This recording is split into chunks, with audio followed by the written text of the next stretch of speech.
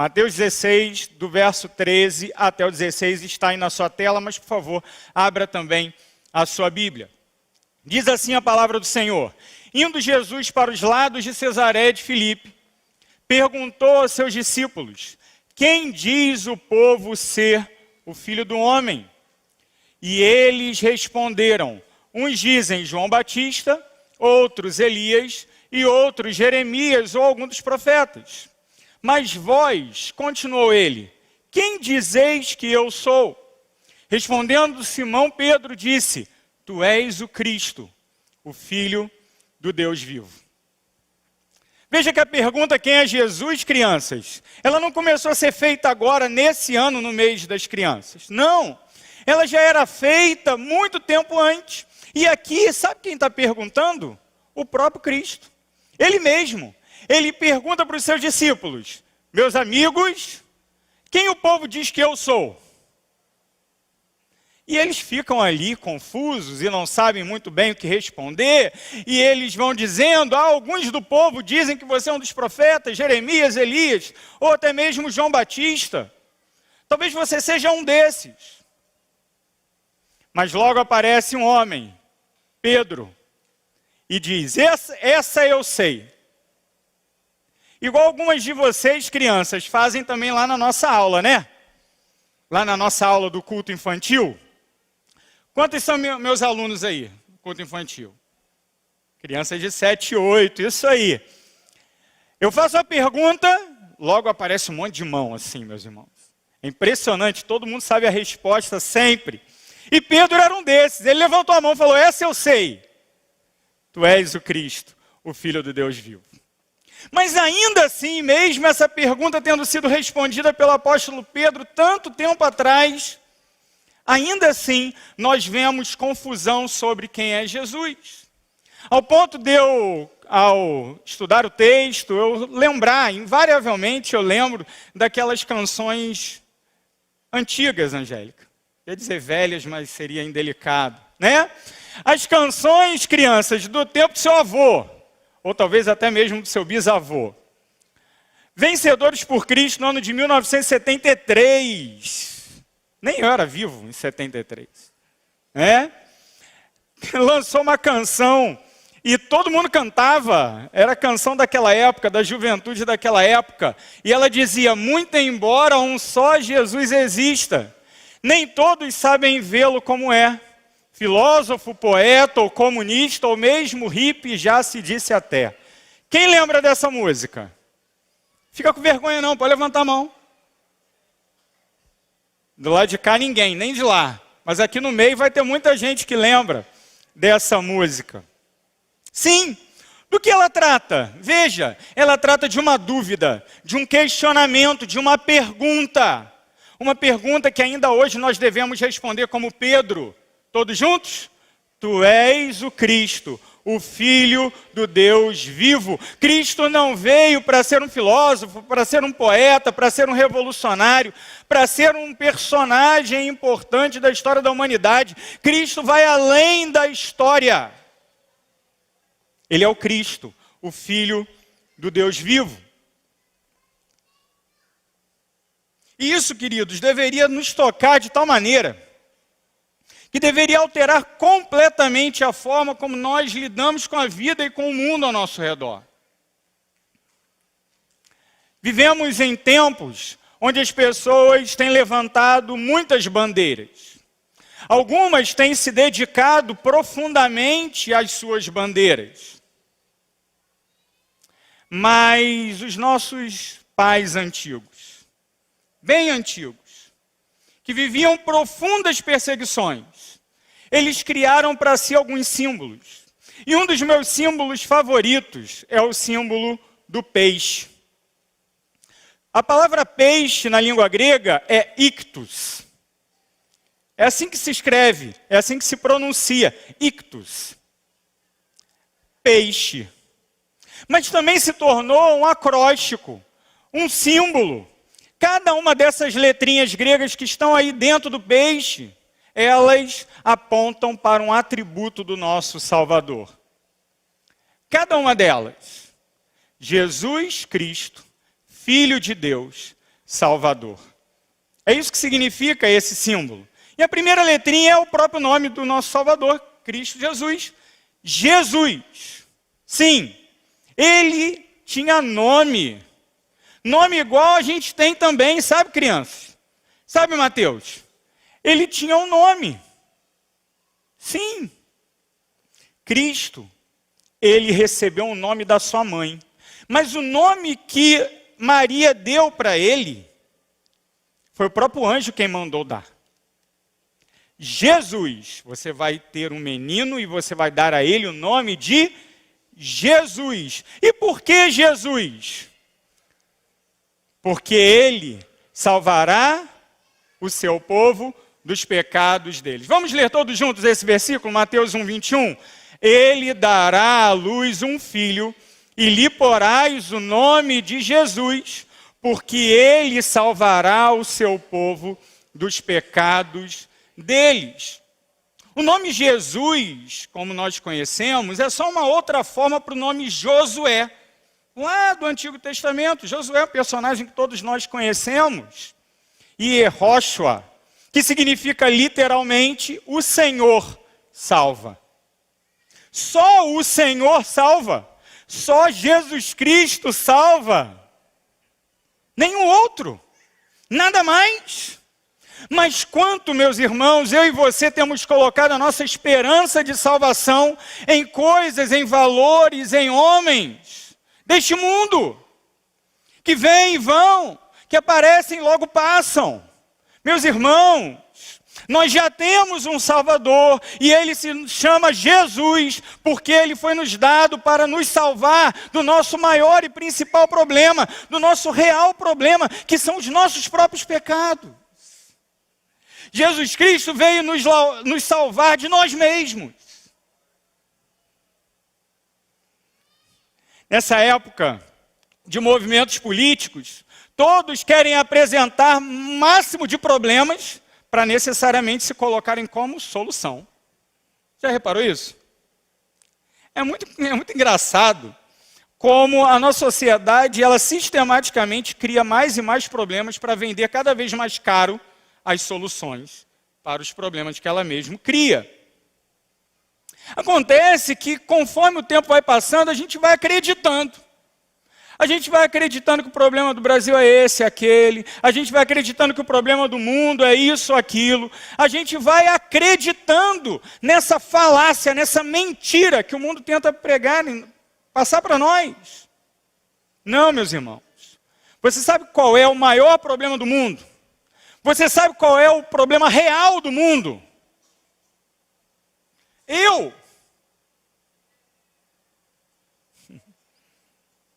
Você. O mundo tem problema porque nós somos pecadores.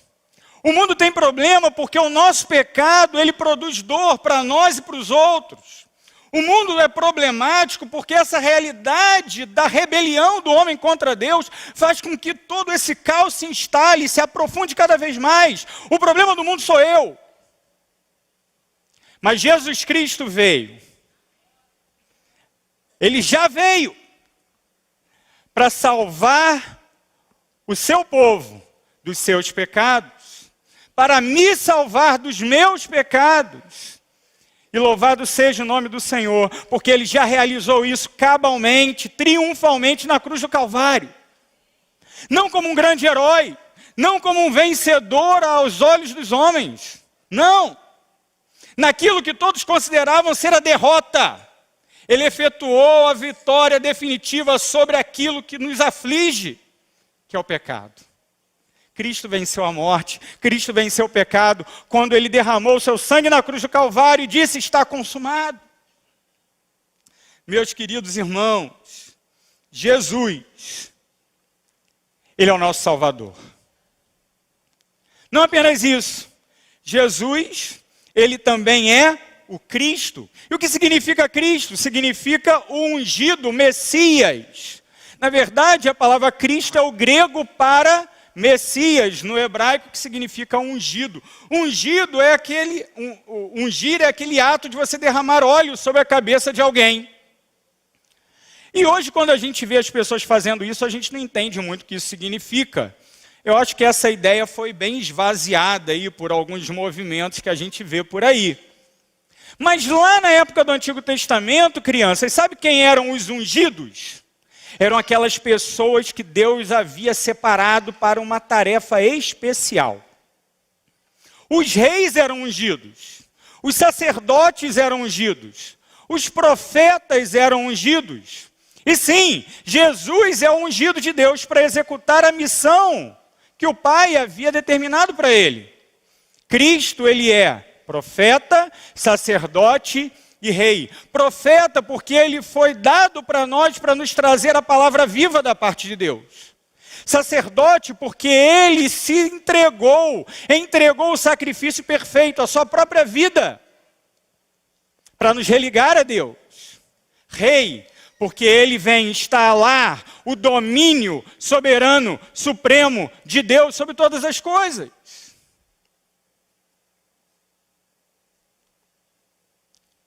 Cristo é suficiente, porque ele nos dá a palavra de Deus, a redenção de Deus e o governo de Deus.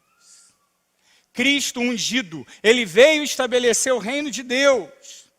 E nós agora podemos nos sujeitar a ele. E não apenas isso, nós podemos espalhar o reino por onde o Senhor nos levar. Sim, Cristo Jesus, o nosso Salvador. Mas nós devemos tomar cuidado, irmão. Sim, devemos tomar cuidado. Porque enquanto nós estamos aqui ouvindo a sã doutrina, de uma forma tão bela aqui, cantada pelas nossas crianças, enquanto nós chegamos até esse lugar, nós chegamos até aqui, semana após semana, para ouvir a legítima e verdadeira pregação da palavra de Deus, há muitos por aí que estão dizendo, não, olha para mim, eu vou te salvar, eu vou resolver o teu problema, eu sou a solução que te falta. Cristo Jesus já havia nos avisado acerca disso, lá em Mateus 24, no seu sermão escatológico, quando ele diz como serão as coisas nos últimos dias, ele disse, porque virão muitos em meu nome dizendo, eu sou o Cristo, e enganarão a muitos. Mais à frente ele diz, então, se alguém vos disser, eis aqui o Cristo, ei-lo ali, não acrediteis.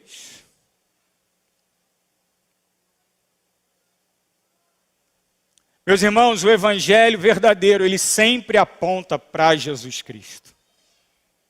Porque se apontarmos para qualquer outra coisa, não encontraremos verdadeira redenção. Pelo contrário, encontraremos desespero e desesperança.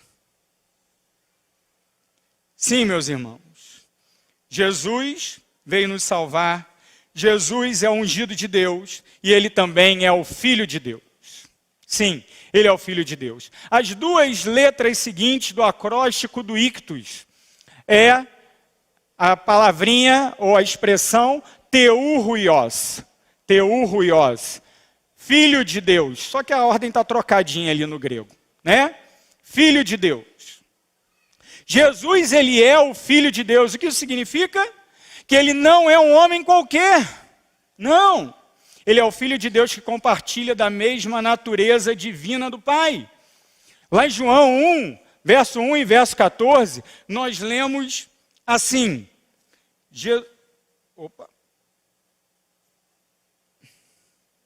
Lemos assim, no princípio era o verbo, e o verbo estava com Deus, e o verbo era Deus. E o verbo se fez carne e habitou entre nós, cheio de graça e de verdade, e vimos a sua glória.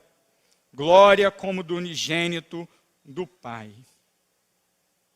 Sim, Cristo Jesus, nosso Salvador, ele decidiu, ele escolheu, mesmo sendo Deus perfeito, revestir-se da nossa humanidade e se identificar em todas as nossas tentações. Sabe aquela luta mais profunda que você enfrenta? Jesus Cristo sabe exatamente como é. Sabe aquela provação mais dura? Cristo Jesus, ele se identifica com você porque ele viveu isso também. Ele viveu como um de nós, ele viveu os nossos problemas, os nossos dilemas, as nossas tentações, porém, sem jamais pecar. Cristo, Filho de Deus, ele se esvaziou, se tornando como um de nós, e viveu todas as nossas realidades, todos as nossas dores e sofrimentos. Sim, Cristo Jesus, como segunda pessoa da Trindade, ele desfruta então de todos os atributos de Deus, todos. Ele não é em nada menor do que o Pai ou o Filho.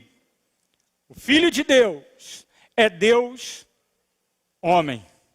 Perfeito Deus, perfeito homem. Não meio Deus, meio homem. Não mais Deus e menos homem. Não mais homem e menos Deus. Perfeito Deus e perfeito homem. Cristo Jesus é Filho de Deus. E por último, Cristo Jesus é o nosso Salvador. Sim, ele é o nosso Salvador. Jesus, ele se mostra como Filho do homem aqui nesse capítulo, um pouco antes. Veja comigo, por favor, o verso 13. Diz: indo Jesus para os lados de Cesareia de Filipe, perguntou a seus discípulos: quem diz o povo ser? Quem? O Filho do homem. Ele poderia ter dito assim: pessoal, quem o povo diz que eu sou? Seria mais fácil, né? Mas ele não faz assim. Ele diz: quem o povo diz ser o Filho do homem? Essa expressão Filho do homem, ela aparece muitas vezes no Antigo Testamento, também no Novo Testamento, muitas dessas vezes para se referir a uma pessoa comum, uma pessoa normal. Mas, lá em Daniel, no capítulo 7, nós encontramos um texto muito especial. Daniel 7, verso 14, nós lemos, dentro do contexto de uma visão, que todo o poder é dado a Jesus Cristo. Foi-lhe dado domínio e glória e o reino, para que os povos, nações e homens de todas as línguas o servissem. O seu domínio é domínio eterno, que não passará, e o seu reino jamais será destruído. A visão aqui é a seguinte, crianças. Imagina o que o profeta vê. Ele vê um grande salão com um trono muito bonito, muito bonito.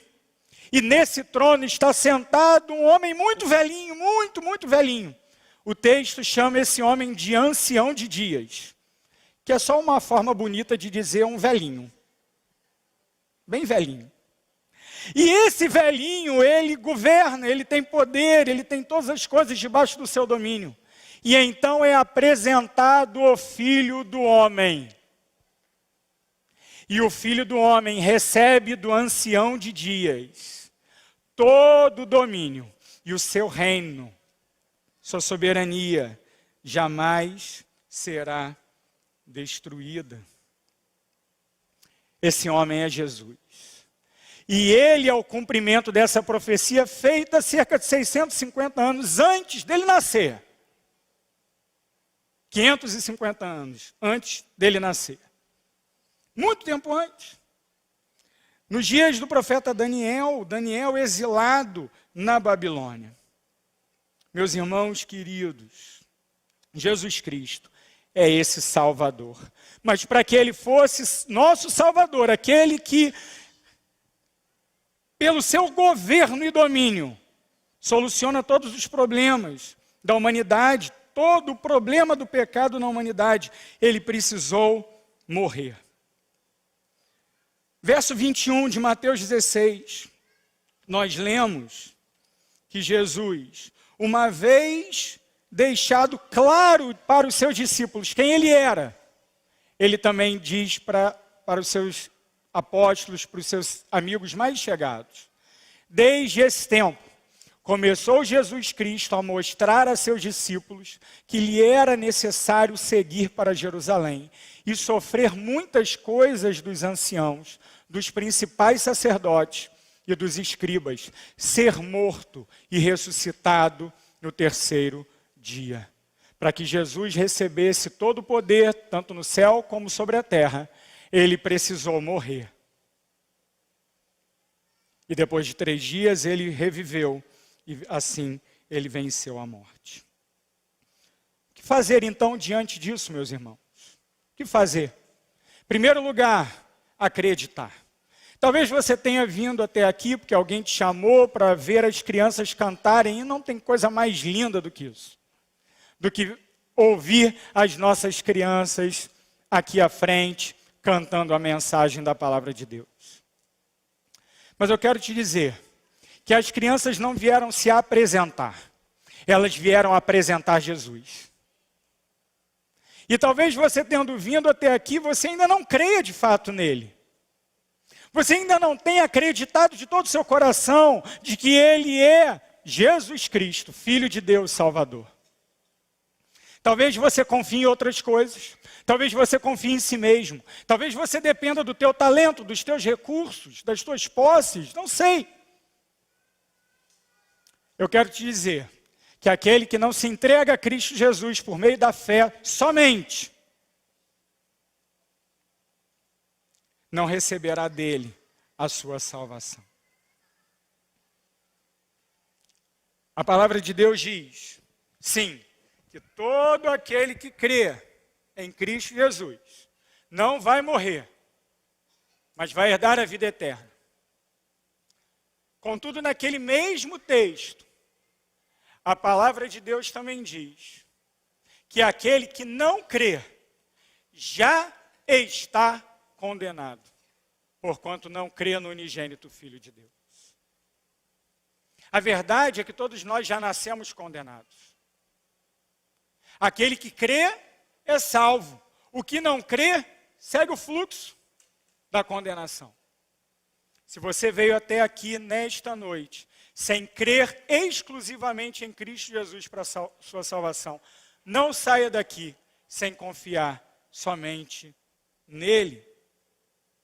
Em segundo lugar, nós devemos agradecer.